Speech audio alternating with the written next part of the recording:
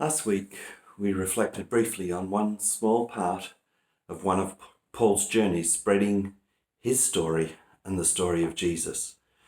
Paul was able to do this because he had become part of Jesus' story. Jesus' story now included him, and he felt compelled to share that story or message, that this was not simply a personal experience, but an experience that was meant for all. Today, we go back to the beginning of the book of Acts, to Jesus' ascension.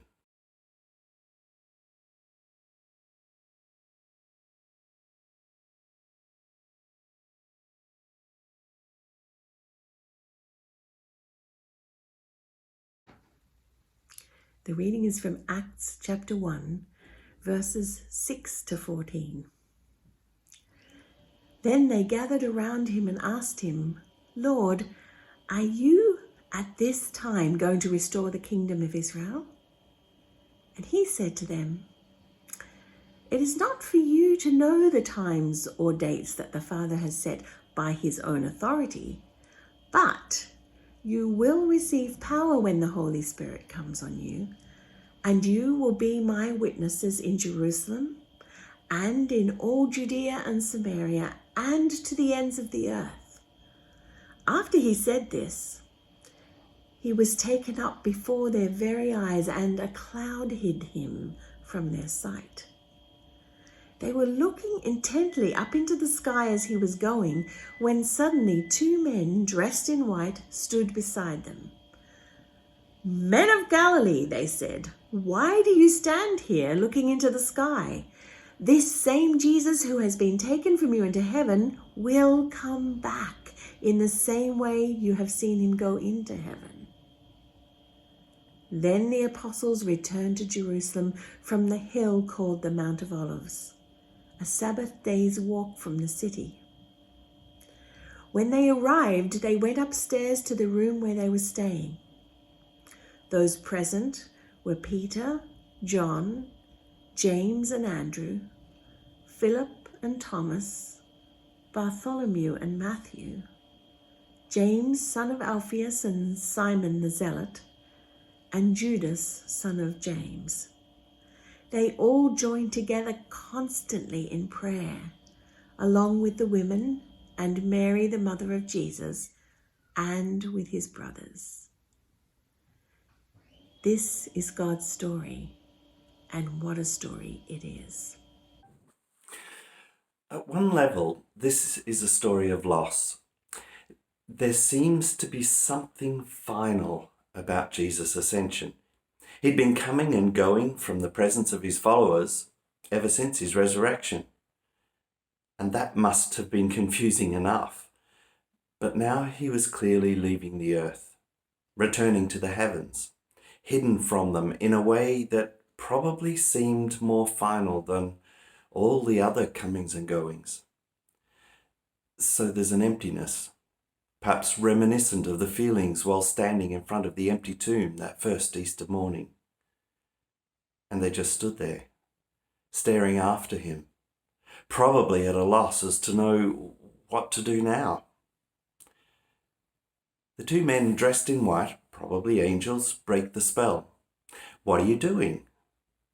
What are you staring for? He might be gone, but he'll be back." Reference to his final return and the soon to surprise them coming of the Holy Spirit at Pentecost. And then we have a list of those who gathered as they returned to Jerusalem, those to whom Jesus had left his final words, at least the last words from his presence in this way. It's those words I want to return to, words reflective of those final words in Matthew's telling of Jesus' story. "You will receive power through the Holy Spirit, and you will be witnesses here, in the surrounding areas, and throughout the world." As many of you know, I grew up the son of a missionary aviation fellowship pilot. When I was 5 years old, we went to Papua New Guinea, and my dad became part of the spreading of Jesus' story into the swamps and the jungles and the mountains and the valleys of a land, some of which had rarely seen anyone from beyond their mountain horizons, beyond their valley. Many people felt that an organization like MAF should only be about overtly sharing the gospel, taking missionaries, etc., into remote and inaccessible places. But the truth was that, by volume, most of their work was quite practical. Shipping in supplies, shipping out produce, moving teachers and pupils, ferrying doctors and nurses, flying government officials into remote communities, the stuff that keeps communities going.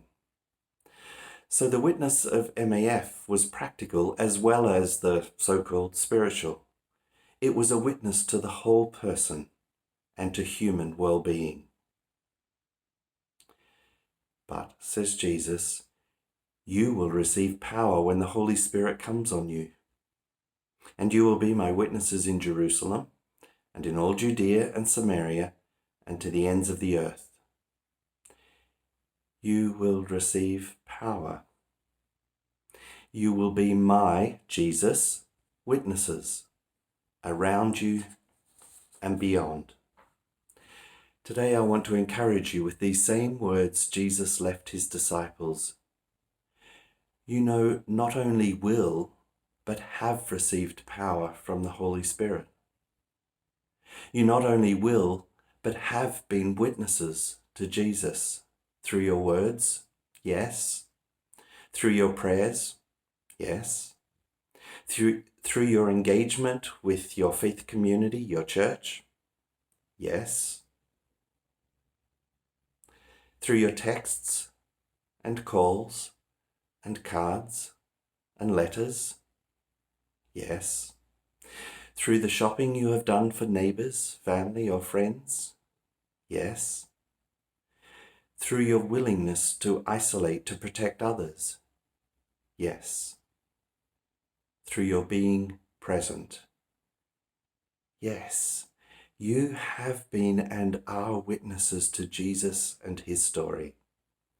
I want to thank you for all the ways in which you have and are witnesses.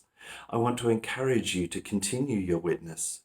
You may not feel particularly special or equipped to be witnesses to the Son of God, Jesus, but you are.